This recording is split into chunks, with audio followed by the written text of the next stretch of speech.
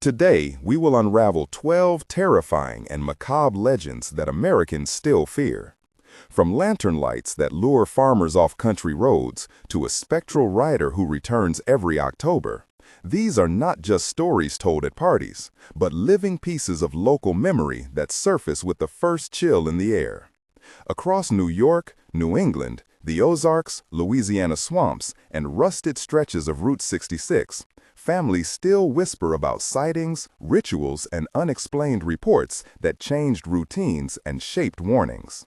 I will take you through a dozen accounts grounded in archives, police reports, and eyewitness testimony, and every single one will leave at least one detail that haunts the town that keeps telling it. Stay until the end, because the last legend flips everything we assume about jack-o'-lanterns and protection.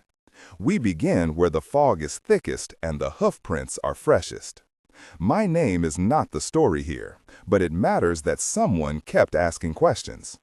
I grew up in a small mill town where Halloween was a town holiday, and my grandmother Sarah would lock the porch and tell us to stay inside when a light was seen on the ridge. I studied folklore with Professor Ellis and later walked county archives with a flashlight, piecing together newspaper clippings that smelled of dust.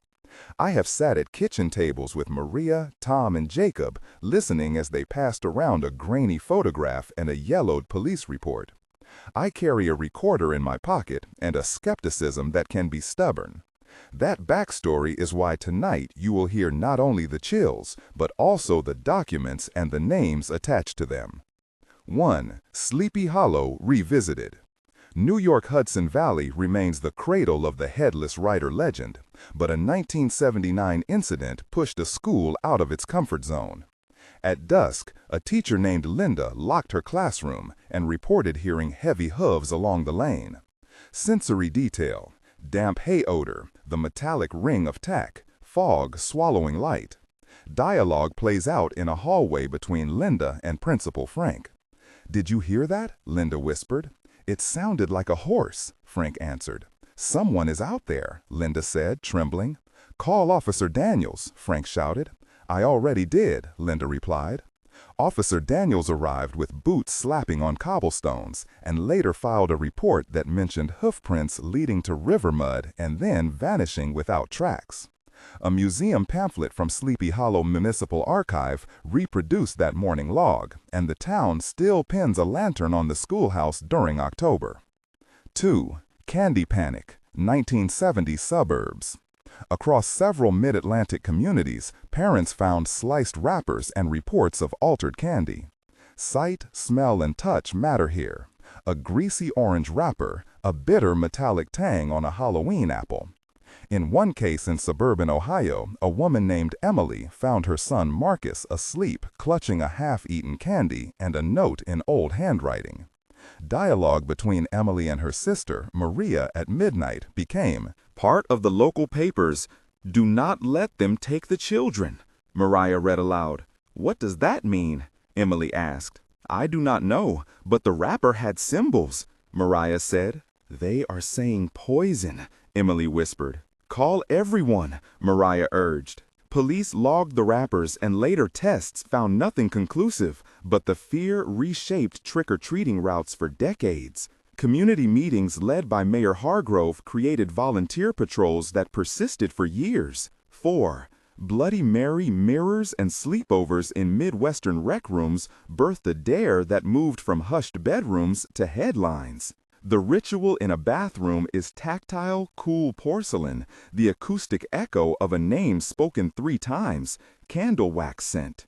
A high school teen named Jenna and her friend Tom tried the mirror on a dare and later swore an apparition scratched glass.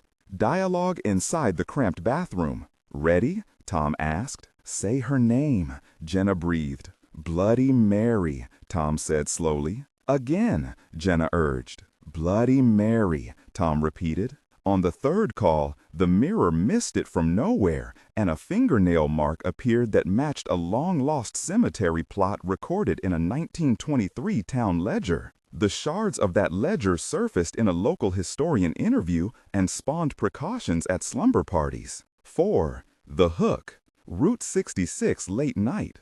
A romance turned nightmare on a lonely stretch when a couple parked near an old diner reported a scraping metal sound and later found a hooked tool embedded in the car door. The scene smelled of ozone, stale gasoline, and crushed grass. Dialogue in the front seat between Sarah and her boyfriend Jacob developed into a town cautionary tale. "Did you lock the door?" Jacob asked. "I did," Sarah said. "Did you see someone?" Jacob demanded. "No, but there was a noise," Sarah answered. "Keep your keys ready," Jacob said. They discovered not one, but multiple cars with similar marks, and a newspaper expose linked the pattern to a release of a convicted prickly felon whose nickname became a literal object in the tales. The story became advice parents used for decades. Now pause a moment. If the first four made the hairs on your neck stand up, tell me which one frightened you most and why.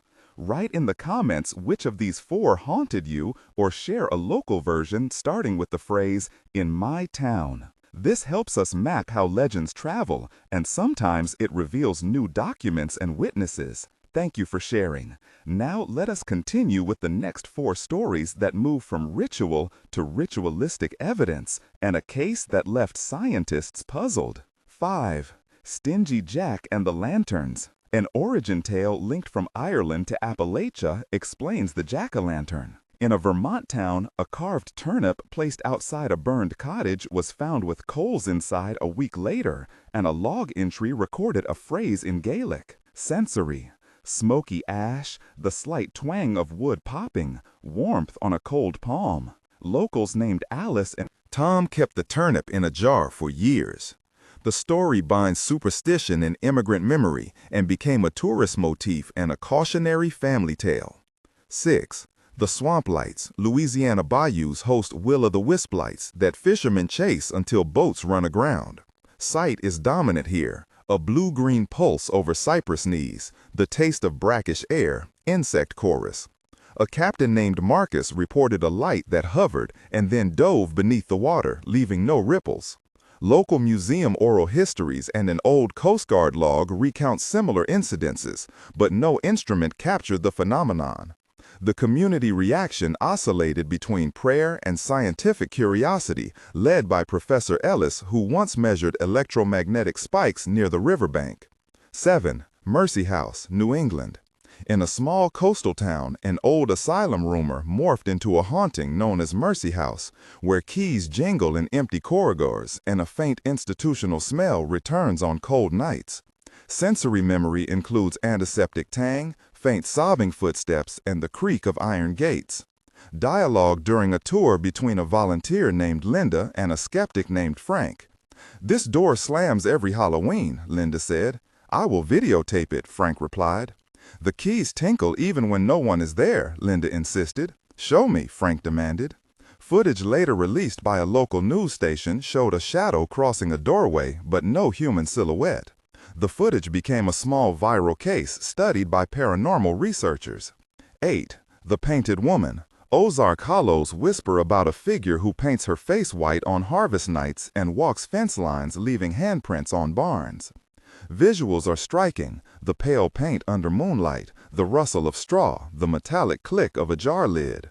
A farmer named Ben woke to find fresh prints on his silo, and neighbors Sarah, Maria, and Jacob gathered at his table to compare notes. One elderly woman offered a diary entry from 1941 that linked the act to a grief ritual after a flu epidemic. The legend blends mourning and fear, and the community alternates between memorial and menace. Tension moment 1. The old archive room smelled of paper, glue, and damp wood as I turned the brittle pages of a sheriff log that described a light on the hill and a body found at dawn. The account named a soldier recently returned from war and spoke of a carved lantern near his hands. The language was clinical and then evasive. I felt the ledger's weight in my hands and heard my own breath loud in the empty room. The sheriff had underlined the line and written later, "Unknown cause." The ambiguity is a kind of pressure that tightens in the chest and keeps a town awake. 9. Salem Echoes, Massachusetts. Not all legends here are purely theatrical. A lesser-known case ties a 19th-century witchcraft accusation to contemporary sightings of a woman in period clothing on a lane near a reassembled meeting house. Sight, smell, and sound converge. Cold slate. Sky. The tang of wet wool and the muffled clop of a shoe on stone. A historian named Emily found an affidavit in town records that mentioned the missing scarf, later discovered hung on a meeting house gate decades after the burial. The story fuels both tourism and real unease for residents who still debate the past. 10. The phantom radio.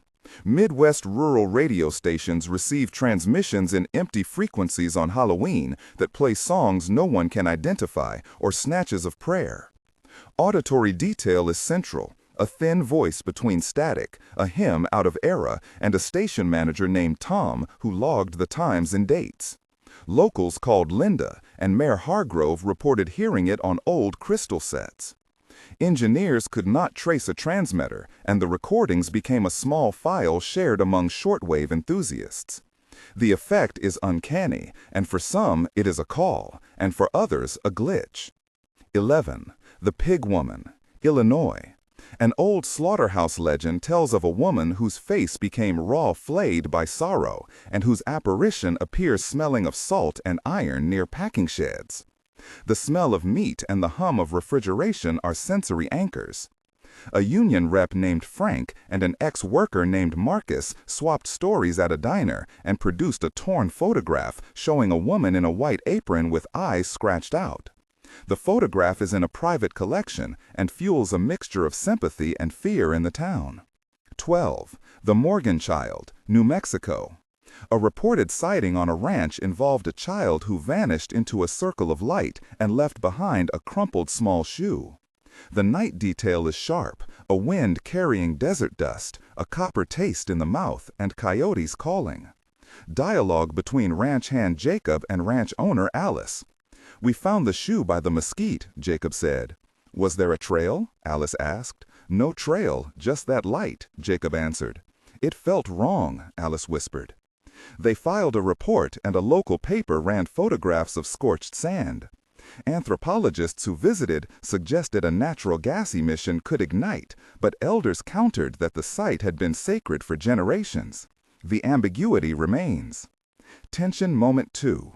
The night I stood at the edge of the marsh with Captain Marcus, the light rose like a slow lamp and then darted across the water, leaving a ringing in the ears like a distant bell. I felt the mud pull at my boots, the insects stopped mid-hum, and my skin prickled as if someone had walked over my spine. The captain gripped my sleeve and said, "Do not turn your back." And in that pause, with the smell of rot and reeds, I realized that some phenomena insist on being witnessed alone. Tension moment 3. In a crumbling school gym in a Rust Belt town, I watched the old film, a reel labeled Halloween 1952.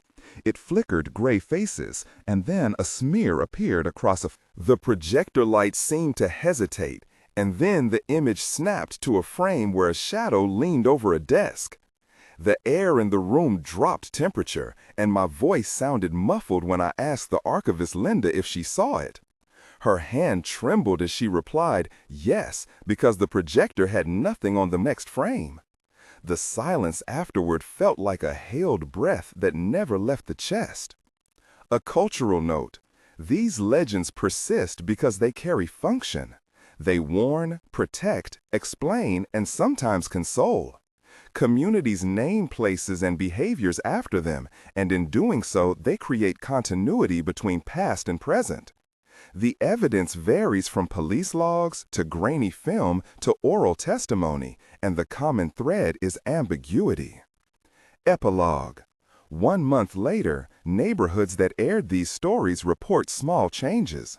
Schools post safety reminders, candy is inspected more often, and local Facebook groups see a spike in posts with the tag, "In My Town." Some towns launch neighborhood watch pages. Others place jack-o'-lanterns at porches as talismans against unwanted visitors.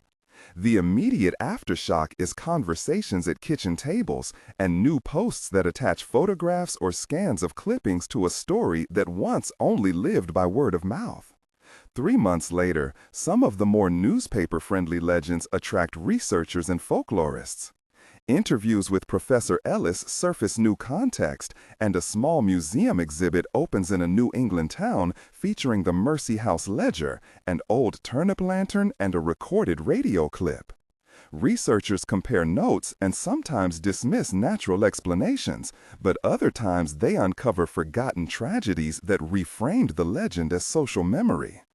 In 3 months, a few towns will see tourism revenue tied to themed tours, while others will use the attention to fund preservation of archives and cemeteries. 6 months later, a different pattern emerges. Some legends integrate into festivals and school plays and become part of local identity. Others fade as practical concerns take over. Yet even when a story fades, it leaves traces, a modified custom, a warning phrase, or even a physical marker, a plaque or a lantern left at a gate. These traces show that legends are not static, they mutate and sometimes redeem the past by forcing new questions about who a community wants to remember and why. If these stories moved you, if one detail sounded like something from your backyard, subscribe for more research narratives and share the legend that chills you most in the comments. We read everything, and sometimes your contribution leads us to new documents or to people like Officer Daniels, Professor Ellis, Mayor Hargrove, and the countless witnesses who shaped these tales. Remember that these are reports and memories, and not always proof, but they are powerful because they travel in the mouths of neighbors and the pages of old newspapers. Thank you for listening, and keep a light in your window, because on nights when the mist returns, the past likes to walk. Again,